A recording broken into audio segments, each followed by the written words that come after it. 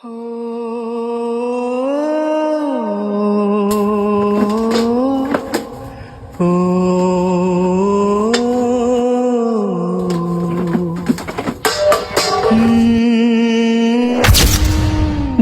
তুই আবার ভাত চালাইছিস? দাঁড়া।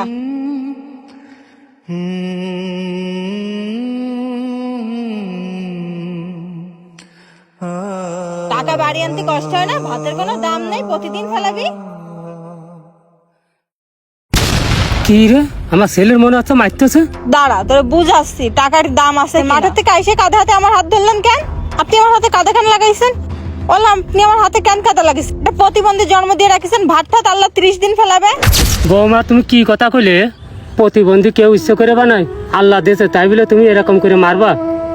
মারিসি বেশ করিছি, আপনি মাঠের থেকে এসে কাঁধে সহ আমার হাত দিয়ে কেন ধরলেন? আজকে আপনার ছেলে আসুক বাসায়। ওই বাড়ি ছেলেবেলা হচ্ছে কেন? কি হয়েছে বাড়ি?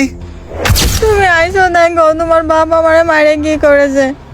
আমি শুধু একটু কইছি ভাতগুলো কেন ফেলাইছো, তাই তোমার বাবা আমার মায়েরে দেখো কি করেছে। এই সংসার আমি আর করব না, যেখানে শ্বশুর বৌমার গায়ে হাত তোলে। তোমার এত বড় সাহস কেন আছে? তোমার বৌমার গায়ে হাত দিছো কেন? দেখ বাপ, সোহেল প্রতিবন্ধী মানুষ, ওর মারতিল তাই আমি হাত দিয়ে সরাই দিছি। তোমার বাপ আইসাই আমারে মারেছে, এই কাদাকে আমি একা লাগাইছি। এই প্রতিবন্ধী যদি তোমার সংসারে থাকে, আমি সংসার করব না। আব্বা, ওর আজকে বাড়িতে বের করো, নালে কিন্তু আমি একটারও খাতি দেবো না। ঠিক আছে বাপ, তোর আর খাতি দেওয়ার দরকার নেই। আজকের থেকে আমি অন্য জায়গায় কাজ কাম করি, আমার ছেলেরা আমি খাওয়াবো। আচ্ছা ঠিক আছে, তাহলে তুমি তোমার ছেলেরা নিয়ে কিন্তু বেরো।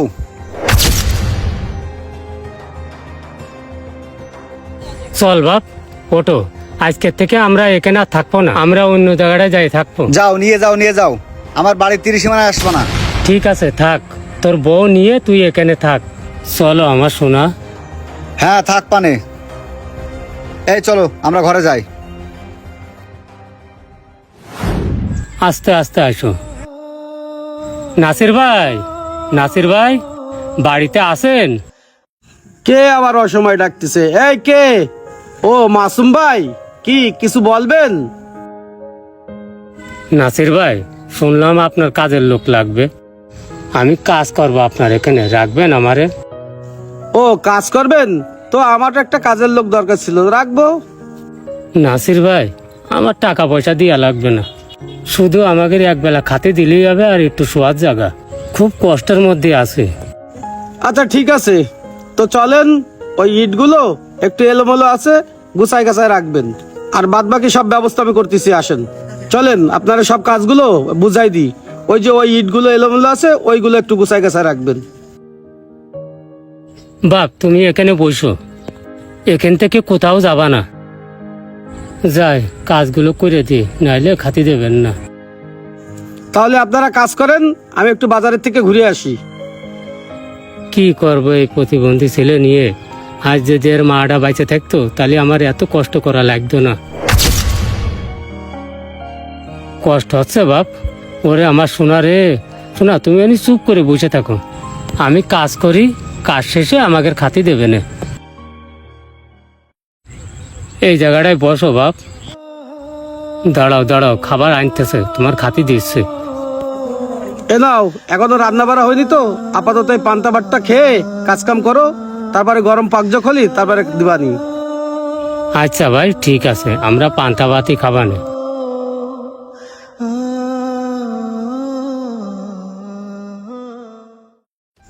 এই দেখো, বাসার পরিবেশটা দেখছো? কত সুন্দর নিরিবিলি পরিবেশ। কিন্তু আমার তো একটা সন্দেহ আছে, তোমার বাপ যদি ওই জায়গা জমি সব ওই প্রতিবন্ধী ভাইয়ের নামে লিখে দেয়। কি করছো তুমি? আমার বাপ কোনোদিনও লিখবে না। তোমার বাপ ওই প্রতিবন্ধী ছেলের জন্য বাড়ি ছেড়ে দিল, অবশ্যই লিখে দেবে আমার মনে হয়। তাহলে তো সমস্যা। চলো যাই, যে দেখি আমাদের নামে লিখে নেওয়া যায় কিনা। আমিও তো তোমার এই কথাই করছি, চলো এখনই যাই। ওঠো। চলো যাই।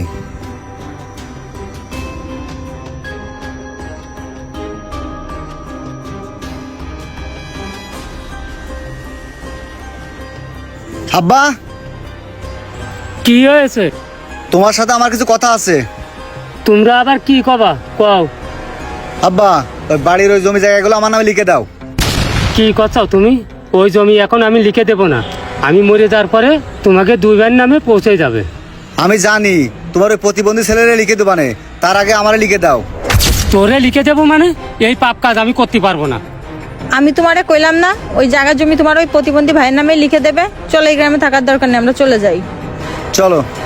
বাপ তুই কোনে যাচ্ছিস? তো তোর জন্যই তো আমি বাড়ি ঘর সাইডে দিয়ে চলে আইছি। এই ছাড়েন ছাড়েন, এখন এত ভালোবাসা দেখাতে হবে না।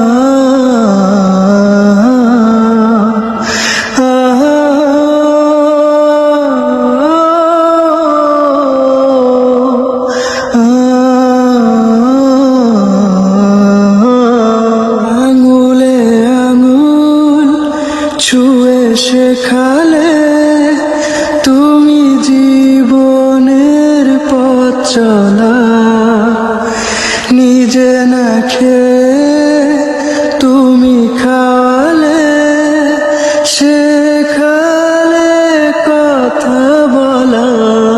বাবা তুমি আমার যত খুশির কারণ।